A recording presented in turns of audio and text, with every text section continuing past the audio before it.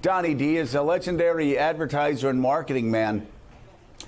What do you make of the President of the United States? And we're going to get to this news in 1 second, but it was just really shocking that the President of the United States, after being called treasonous by quite a few people in the foreign policy defense community, still trying to clean up, which is going to be our top story. You know, the mess that he created when he went to Helsinki and kowtowed to an ex-KGB agent, that he rushes to announce that now Vladimir Putin's coming to Washington before cleaning up the last mess on aisle 7. What's your take? You know, it's interesting, Joe, you used the T word, and at the beginning of the week, a lot of Democrats a lot of people were using it, and all of a sudden it was, well, maybe that's too hard. But I don't think it's extreme to use that treason word. It's, you know, adhering to their enemies, giving them aid and comfort. And I don't know how else you describe what Trump did at the beginning of the week, and to your point, now he's doubling down on it. I think that Trump, like a petulant child, at any time, in any way he's rebuked about anything, his response is to first to walk it back, and then walk back, and then to double down. Just putting it in our faces, putting it in Americans' faces. And I as a branding guy, I have no trepidation at all about assigning that treason word. It is no different than had somebody attack the United States with missiles. When you attack our voting system, actually, you're doing more harm to us, because once you destroy that process, our democracy is over. If you have an election, we can't believe in it. That is an act of war in any way, sense, or form. And we have a treasonous president who now put it in our face in Finland, is now going to bring it to our own shores. And as Jonathan Swan talked about Axios, the fact that 80% of Republicans think that he behaved okay, gave him the stamp of approval. You know, your ex-party, Joe, and you wrote about it yesterday in the Washington Post, shame on these pathetic, whimpering little cowards. Yeah. I wrote about it yesterday. Who are these people, and what have they done to my party? 80% of Americans think it's okay to cower before an ex-KGB agent, to insult allies. You do wonder, this isn't just a Donald Trump problem now. This is a problem with the party cast wide.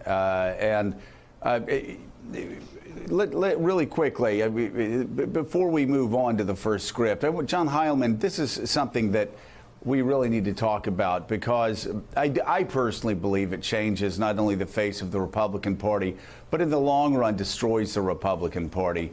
That you have treason was used by so many people criticizing Donald Trump. Even the Wall Street Journal said that Congress needed to pass a containment plan not only for Putin, but also for Donald Trump. You had the President of the United States doing Vladimir Putin's bidding, exactly what he wanted him to do, attacking NATO, attacking Theresa May, attacking Germany, attacking Angela Merkel, attacking all of our closest allies. Again, as we're hearing just about every night, it seems, on Russian TV, commentators in Russia shocked, saying we couldn't even succeed this well in the Cold War. Now Donald Trump's doing all of our work for us. But what is the long-term impact of a Republican Party now who not only is embracing Vladimir Putin and embracing Vladimir Putin's agenda, which is to destroy NATO and disrupt elections, but now they're also, I think I saw somebody last night quote a Pew poll that 73% of Republicans now support tariffs and protectionism, which again is a complete reversal that will have impact in the long run on this party. Well, Joe, I think that the corruption and bankruptcy of the Republican Party has been a long time in the making, but there is no Republican Party anymore in any sense that you would have defined the Republican Party 10 years ago, in the way that you would have defined what the Republican Party had stood for, at least in the post-World War II era.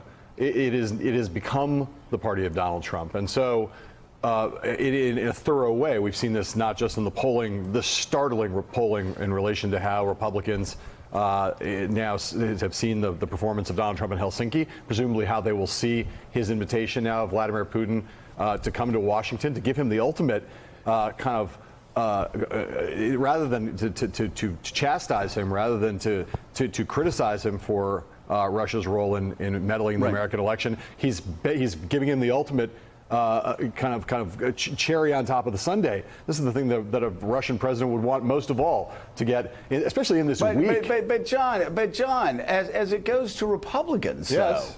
Rank and file Republicans say 75, Yes. 80% saying they liked what he did in Helsinki, when even again his closest allies in the media said that he was either treasonous or a complete dupe. Yes. Like, who are these people that I grew up with, that were the toughest on Russia, that fought the Cold War alongside with NATO? When the Soviets' goal during the Cold War is the same goal that Vladimir Putin has now, which is to disrupt Western democracies and break up NATO. The goal is identical to what Republicans always supported. And you talk about trade. 73% of Republicans now are telling pollsters that they think tariffs are good for America. This, again, who are these people? It's like these are the story people, of like political body snatchers. Joe, these are the people who now who now are the Republican Party. The people who you think of as having constituted the Republican Party in your life growing up in the party, they are now either no longer in the party, or they are in a kind of weak and craven way, sitting on the sidelines and wringing their hands over what Donald Trump has done to the party, but not really doing much about it. Some of them are speaking out, some of them are not. You can see, as David Ignatius said over the course of this week, as I watched from vacation, it was made the point that you could kind of feel the fabric of the presidency ripping, and you can hear there are more Republicans speaking out. It's not nearly as much as you might expect, but there are more who are speaking out. But the rank and file of the party now, the grassroots of the Republican Party, are people who believe what Donald Trump believes, and not what you believe, and not what Republicans believed in the post-World War II era. But they don't believe in free trade. They don't believe in immigration. They don't believe in standing up to Russian, previously Soviet expansionism. They don't believe in NATO. They don't believe those things. That's not what the Republican Party is anymore. And so to answer your question, I don't know what happens, because as you have pointed out many times over the course of the last 18 months, there will be a period after Donald Trump, whether that's in fewer than a couple of years from now, whether Donald Trump makes it through, whether he gets his first term is forestalled, whether Donald Trump makes it through one term but then gets beaten, or whether he gets a re-election. At some point, there will be a life after Donald Trump, and then the Republican Party is going to look up and say, what are we? What have we become? And does that lead to a fundamental redefinition of the party structures in American political life? No, they're going to look at their election results and ask the question, what have we done? Yeah. And why did we sit by and allow this to happen the way it did? But Susan Del Percio, I'm just curious.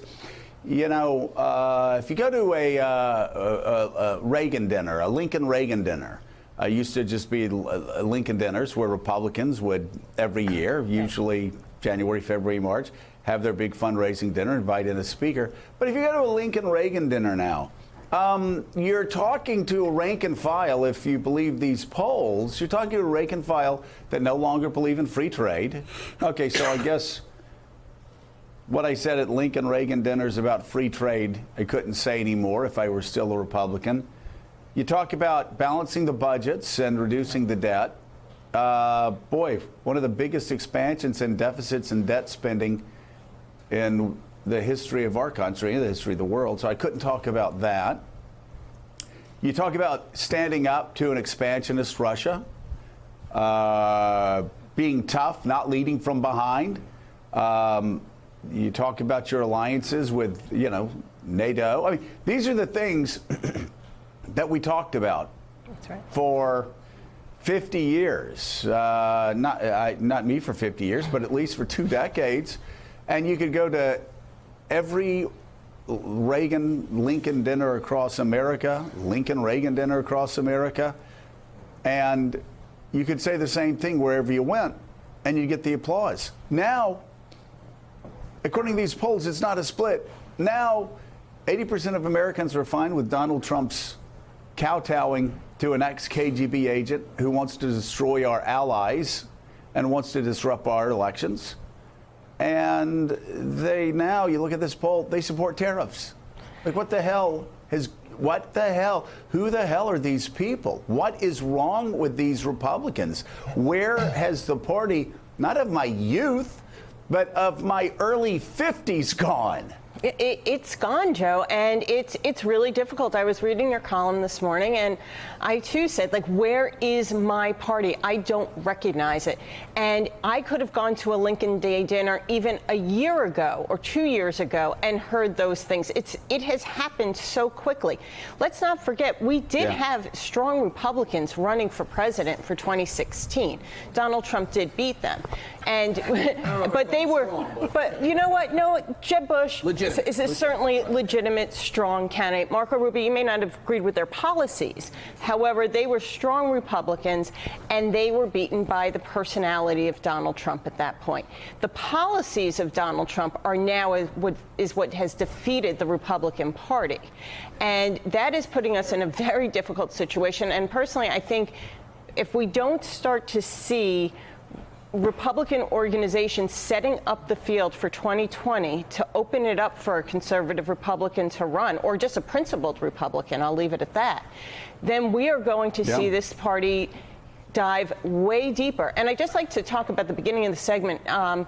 Before we knew about Russia undermining our elections, let's not forget Donald Trump did that 2 weeks before Election Day in 2016. He questioned the validity of our elections. He said he may not accept the election as results. And that really is the kind of what led us down this road that where we are today from 2 weeks before the election in 2016. And by the way, again, just as we wrap up this week, a lot of people have said throughout the week that Donald Trump was kowtowing to Vladimir Putin and ignoring what all of his intel community and military leaders had said about them meddling in a democracy, in our democracy, because he said that he took it too personally and he couldn't admit that his election may have been compromised. Well, again, it's important to always remember he was kowtowing to Vladimir Putin on this show December of 2015 before the first vote. So again, there's something there. We don't know what it is. There is something there. I did get in my ear when Susan was talking about Lincoln Day dinners. He said, you know, Abraham Lincoln was a Republican. Most people don't know that. A famous Donald Trump tweet from early in the campaign when, well, actually, Don, everybody knew that he was a Republican and the first Republican president. Thank you. Read a book once in a while. Thanks for checking out MSNBC on YouTube, and make sure you subscribe to stay up to date on the day's biggest stories. And you can click on any of the videos around us to watch more from Morning Joe and MSNBC. Thanks so much for watching.